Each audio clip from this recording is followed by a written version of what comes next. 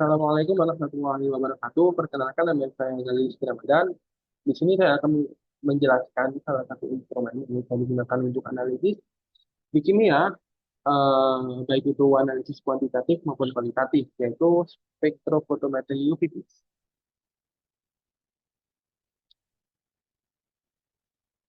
Oke, spektrofotometri UV adalah teknik analisis yang digunakan untuk mengukur seberapa banyak cahaya ultraviolet atau UV dan cahaya tampak atau visible yang diserap oleh suatu zat dalam larutan.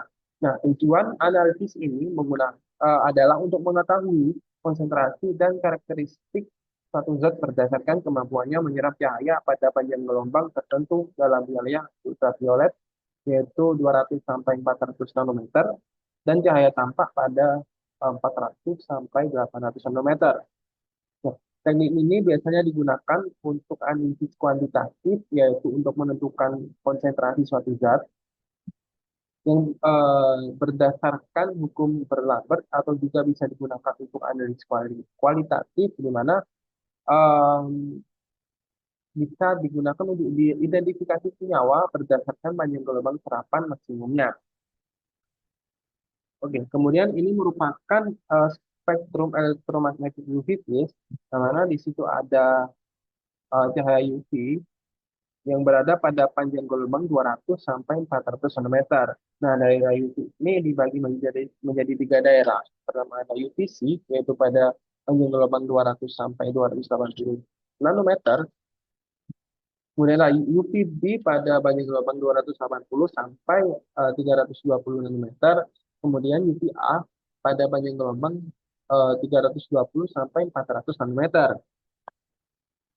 Nah, untuk visible sendiri ini berada pada panjang gelombang 400 sampai 800 nanometer, di mana pada panjang gelombang tertentu visible ini akan memancarkan cahaya tertentu pula. Misalkan pada panjang gelombang 600, di sini dapat dilihat visible akan memancarkan panjang cahaya berwarna kuning.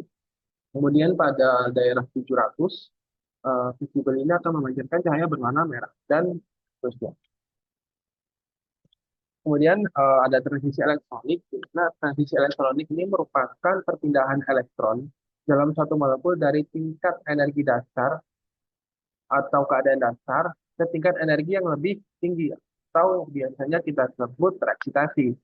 Nah, hal ini diakibatkan adanya energi yang masuk atau adanya penyerapan energi cahaya oleh molekul. Nah, transisi elektronik ini dibagi menjadi empat, yaitu pertama ada transisi P ke Pi bintang, di mana ini terjadi pada senyawa ikatan akap seperti alkena ataupun aromatik. Kemudian ada transisi N ke Pi bintang, yang mana ini melibatkan pasangan elektron bebas dari molekul seperti pada gugus karbonil tidak double O, di mana pasangan elektron bebas dari O ini akan ikut terlibat dalam transisi N ke Pi bintang. Kemudian ada transisi sigma ke sigma bintang, di mana transisi ini memerlukan energi yang tinggi dan biasanya terjadi pada senyawa metana ataupun propana, eh, senyawa hidrokarbon lainnya yang hanya memiliki rantai tunggal, ikatan tunggal. Kemudian transisi N ke sigma bintang terjadi pada senyawa ikatan tunggal dan atom dengan pasangan elektron bebas seperti alkohol, amina, dan juga ether. Kemudian prinsip kerja dari UV-Vis, yang pertama, proses itu dimulai dari sumber cahaya polikromatis yang menghasilkan cahaya dengan berbagai panjang gelombang. Kemudian cahaya ini diarahkan melalui slit atau pintu masuk menuju monokromator yang terdiri atas sistem pendispersian cahaya seperti prisma atau visi distraksi. Nah, monokromator ini akan memisahkan cahaya menjadi spektrum komponennya, lalu hanya ada satu panjang gelombang tertentu yang dipilih dan diteruskan melalui slit pintu keluar. Nah, cahaya monokromatik ini kemudian melewati sel sampel yang berisi larutan atau zat yang akan dianalisis. Nah, sampel tersebut akan menyerap sebagian dari intensitas cahaya tergantung pada konsentrasi dan sifat kimianya. Nah, cahaya yang tidak diserap ini akan diteruskan ke detektor, dan yang mana detektor ini akan mengukur intensitas cahaya yang lolos. Nah, data dari detektor kemudian dikirimkan ke sistem readout untuk dianalisis sehingga dapat diperoleh informasi mengenai absorbansi atau transmitansi yang digunakan untuk menentukan konsentrasi zat dalam suatu sampel. Kemudian hubungan transmitansi dan absorbansi. Transmitansi atau disimbolkan dengan huruf T ini mengukur seberapa banyak cahaya yang diteruskan atau melewati sampel setelah cahaya tersebut mengenai sampel. T ini dirumuskan eh, sebagai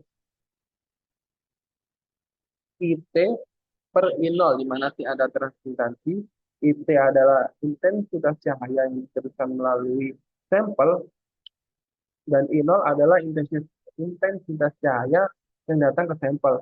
Kemudian absorbansi ialah ukuran seberapa banyak cahaya diserap oleh sampel saat melewati larutan.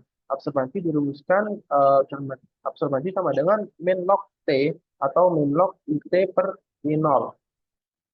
Jika T sama dengan satu, maka A sama dengan nol. Yang artinya tidak ada cahaya yang diserap, sehingga semua cahaya diteruskan. Kemudian jika T sama dengan nol, maka A sama dengan satu. Maka A sama dengan tak hingga. Yang artinya semua cahaya diserap dan tidak ada cahaya yang diteruskan. Dari sini bisa disimpulkan bahwasanya semakin tinggi absorbansi, semakin sedikit cahaya yang diteruskan. Semakin tinggi transmitansi, semakin rendah absorbansinya. Kemudian hukum berlambat ini menyatakan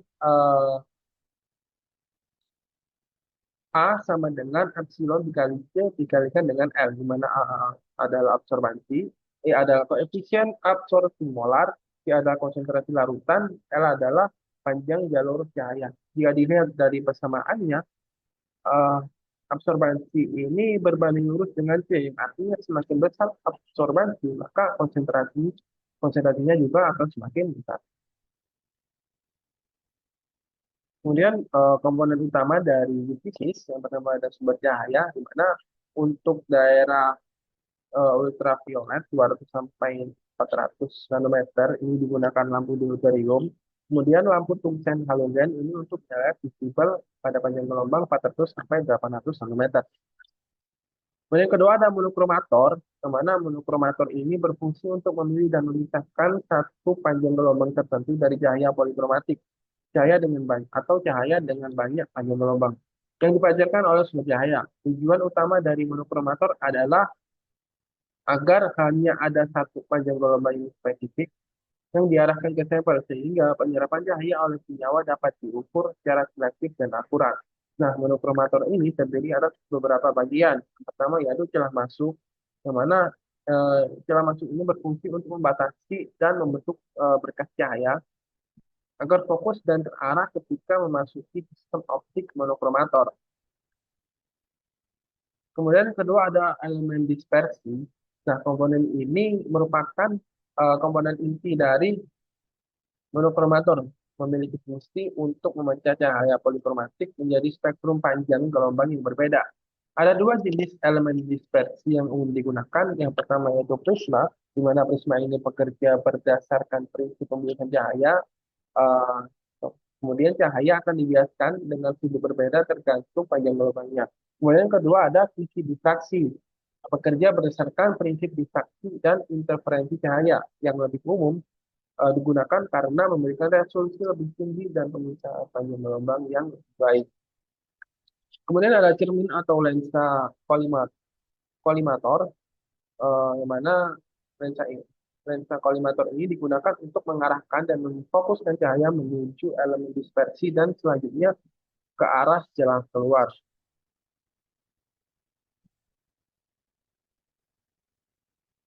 Kemudian celah keluar yang mana ini berfungsi untuk eh, melewatkan atau membiarkan hanya satu panjang gelombang tertentu keluar dari sistem monokromator dan masuk ke arah kuvet yang berisi sampel.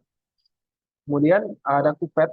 Kuvet adalah wadah transparan kecil yang berfungsi untuk menampung larutan sampel dalam proses analisis spektrofotometri UV vis. Nah, kuvet ini menjadi tempat di mana berkas cahaya monokromatik atau spektrofotometer dilewatkan melalui sampel, sehingga intensitas cahaya yang diteruskan dapat diukur dan digunakan untuk menghitung nilai absorbansi atau transmitansi.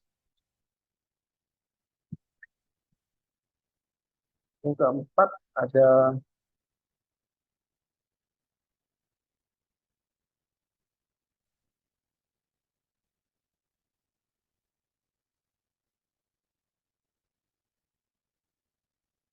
Kemudian yang keempat ada detektor.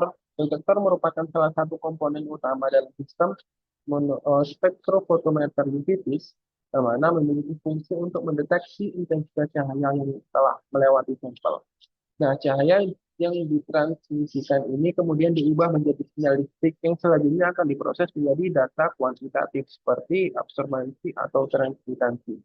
Nah, jenis-jenis detektor itu seperti fotodiode, dioda foto, kemudian ada foto multiplier tube, PMT, dan ada Gauge Couple Device, GCD.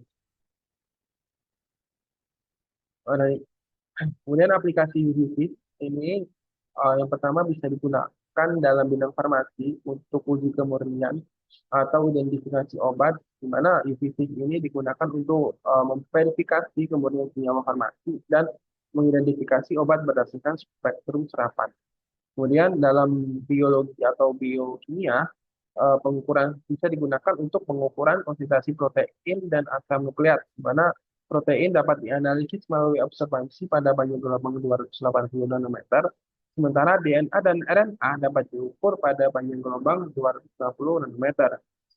Kemudian di bidang lingkungan, bisa digunakan untuk analisis kualitas air, di mana UV ini bisa digunakan untuk mendeteksi kontaminan seperti nitrat, fosfat, logam berat, dan zat organik dalam limbah atau air minum.